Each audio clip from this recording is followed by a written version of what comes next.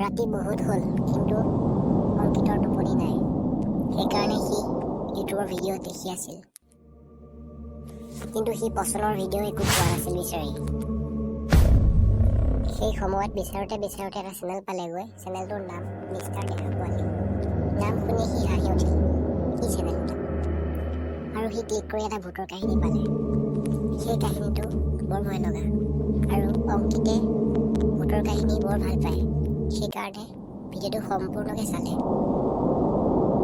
আৰু যেতিয়া ভিডিঅ'টো শেষ হ'ল তাৰ ফোনৰ স্ক্ৰীণত এজনী ভয় লগা পুতনি আহি তাক ক'লে, কাহিনী চালি কেনেকুৱা পালি? সহায় কৰিছ নেকি ঐ ল'ৰা? মোৰ চেনেলটো এতিয়াই ছাবস্ক্ৰাইব কৰি দে। আৰু নহ'লে তই জীয়াই থকা বাদ দে।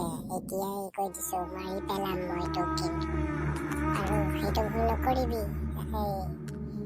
জিন্দগী না মিলেগি দুবাৰা। অংকিতে আজিলৈকে কিমান ইউটিউবৰ চেনেল চালে, কিন্তু আজিলৈকে কোনেও এনেকৈ তাক দম দিয়া নাছিল। বাহ, সেইটো কেনেকুৱা কথা হ'ল? ভিডিঅ'টো চালোঁ বুলি মই ছাবস্ক্ৰাইব কৰিম? নকৰোঁ, যা, যি কৰ তই। সেনেকৈ তাৰ টোপনি ধৰিল আৰু সি শুব ধৰিলে। আৰু সি গভীৰ টোপনিত আছিল।